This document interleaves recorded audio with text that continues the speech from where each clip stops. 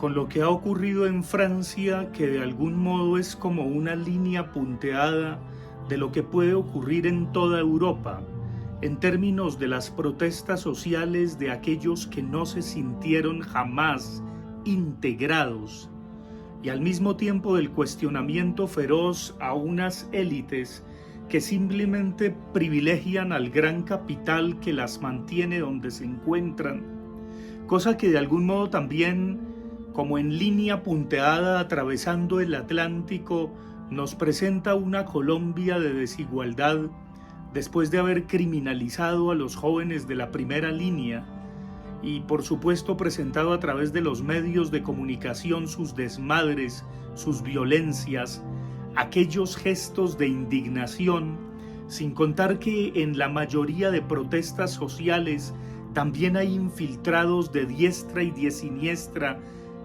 y al mismo tiempo quienes los recuperan para su propio beneficio ideológico.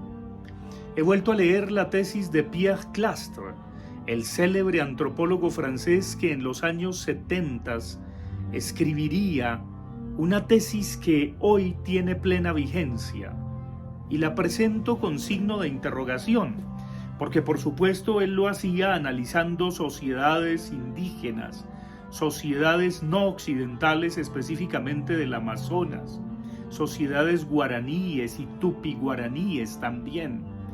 Y en esos análisis él mostraba cómo desde Occidente se veía esas comunidades como primitivas, como poco desarrolladas porque no tenían Estado. La sociedad contra el Estado. Y uno se pregunta hoy día si lo que estamos viendo con estos estallidos sociales a diestra y siniestra que pueden poner algunos países y algunos estados-nación al borde de guerras civiles, ¿no es eso? ¿No son las sociedades contra los estados? ¿Qué está ocurriendo con la impotencia de papá Estado? ¿Lo vamos no solamente a jubilar, sino a liquidar? ¿Ya no sirve? Esa construcción institucional de Occidente de la que se precia la democracia, los derechos humanos y la modernidad, ya nada garantiza. El Estado ha sido secuestrado por el capital y simplemente es un muñeco o una marioneta al que muestran a conveniencia dependiendo a qué lado le sirva, a qué lado del poder. Y ahí las preguntas que nos planteamos a propósito de los estados modernos.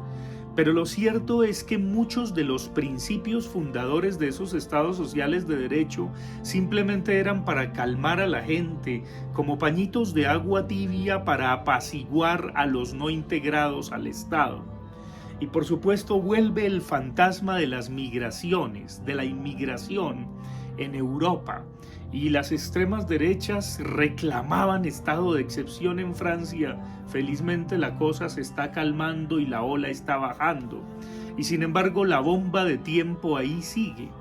Porque las soluciones que se encontraron urbanísticas y que algunos de una manera muy tramoyera predican, algunos que hablan de la ciudad al cuarto de hora, con un propósito genuino que podría ser noble, que una persona viva cerca a su lugar de trabajo, que sea ecológica, que no consuma tanto, que por supuesto tenga en cuenta los asuntos de diversidad y de género, etcétera, etcétera.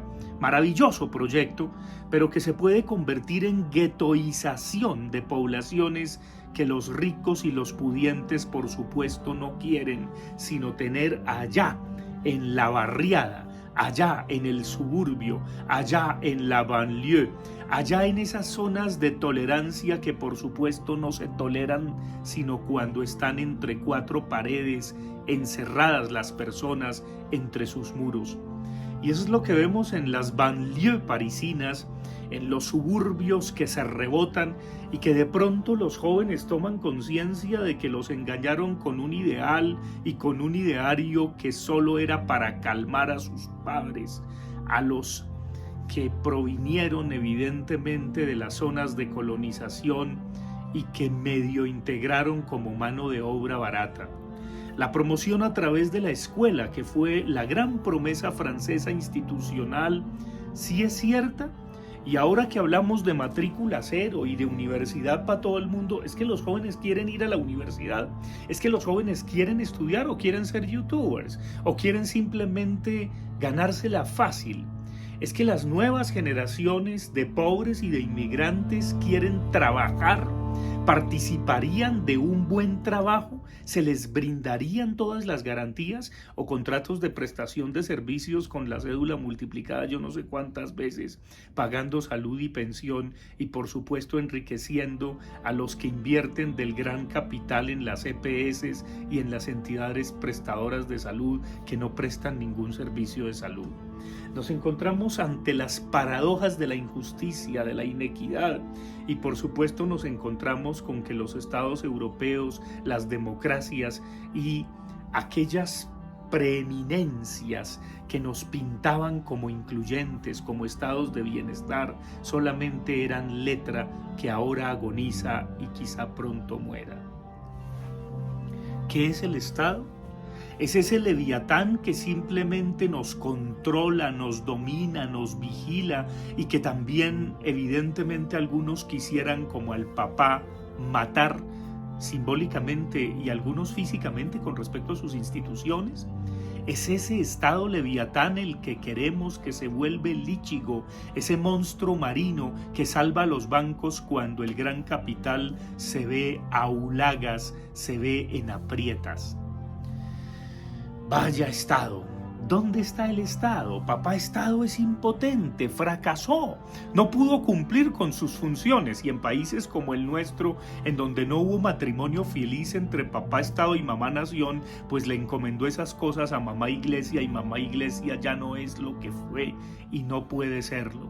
Y no tuvimos ese matrimonio feliz y lo único que nos queda de la separación inminente entre papá Estado y mamá Nación son los patrioterismos y los empresarios patriotas que se visten y revisten de júbilo con la camiseta del equipo nacional. Eso es lo que nos quedó del Estado, eso es lo que nos quedó de la nación. Pero además de ese estado opresor y violento y patriarcal y todas esas cosas que se describen en los movimientos woke, en los movimientos contestatarios que también tienen una feroz voluntad de poder y de poco trabajar, ¿es eso? ¿Acaso el Estado no somos todos? ¿Acaso no habría una categoría gigante más allá de ese cambio un poco, digámoslo francamente, astuto, pero astuto con unos intereses muy bien marcados de cambiar la lucha de clases por guerra de identidades? ¿Acaso el Estado no somos todos? ¿Acaso la categoría ciudadano, ciudadana, acaso las ciudadanías no englobarían también a las identidades? ¿Acaso fracasó la idea de ser ciudadano del mundo? Uno tiene que ser simplemente per secula seculorum nacionalista, del tricolor que lo vio nacer y que medio lo abrigó o arropó.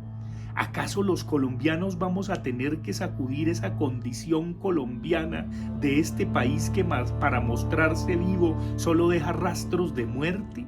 ¿Eso es lo único que nos toca? ¡Qué desgracia! ¿Y el mundo qué?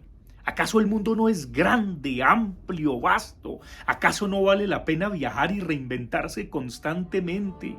¿Acaso en lo más local y singular no podría encontrarse lo universal?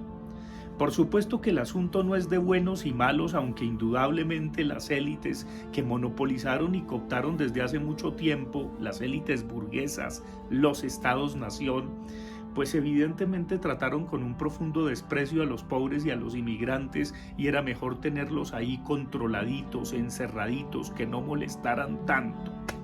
Y los jóvenes, herederos de esas generaciones oprimidas, pues ahora salen a desmadrarse. Y la violencia se ve en el comercio, en las calles, porque no hay futuro. Rodrigo de no futuro no es solamente una cosa que se inventó Víctor Gaviria para los jóvenes de Medellín, para los nadie de Medellín. No, es que los nadie ahora están por todas partes en el mundo y toda esta muchachada, todos estos jóvenes revientan de fervor y de cólera. Y se calman o los calman, pero luego vuelven otra vez. Y es como un círculo vicioso que Arturo Pérez Reverte nos señala muy bien para toda Europa desde la invasión de los godos. Y por supuesto vienen las invasiones bárbaras. ¿Y quién paga el precio de eso que se llamó civilización? ¿Quién paga el precio de eso que se llama en términos de deberes educación si desmadramos todo? ¿Quién controla a quién? La sociedad contra el Estado. Pues bien, llegó la hora para los Estados-nación y para las sociedades contemporáneas y para la sociedad colombiana, en donde ahora todos se unen contra Petro porque Petro está empoderando a los nadie, a los que el Estado había desconocido y los había tenido allá, marginados, relegados, confinados, pues a que salgan, a que vengan a la Casa de Nariño, a que tengan poder popular, etcétera, etcétera. Esos ajustes sociales los hacen también las élites de izquierda en el mundo, un poco para también conquistar poder, porque todos tienen voluntad de poder. Nadie es Mesías, ni Redentor, ni Salvador de nada ni de nadie. Las izquierdas hacen ajustes sociales un poco con la verborrea o con la buena intención de justicia social y equidad cultural y ecología y cuestiones de igualdad, etcétera, etcétera, pero también quieren poder. Y las derechas quieren conservarlo. Siempre ha sido así.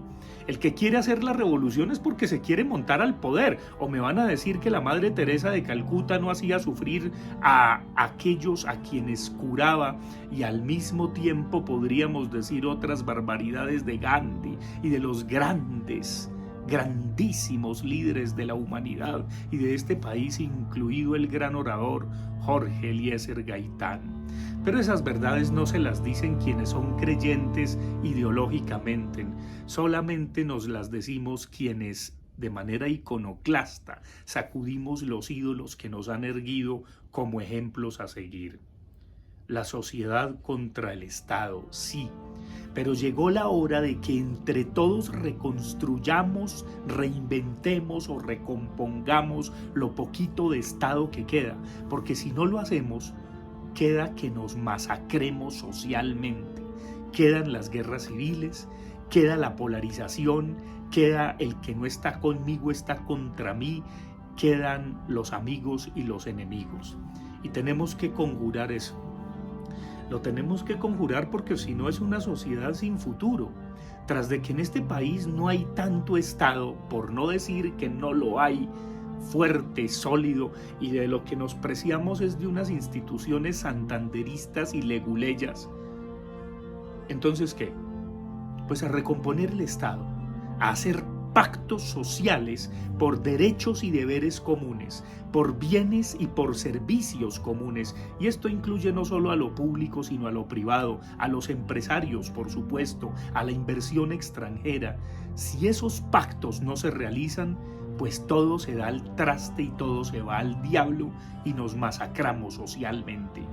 La sociedad contra el Estado, ojalá que no, ojalá que la sociedad trabaje también por reinvertir, por regenerar, por recomponer, por permitir que renazca con diversidad, con pluralidad, con todas las de la ley del arco iris de todos los colores que los políticos anuncian en campaña, el Estado.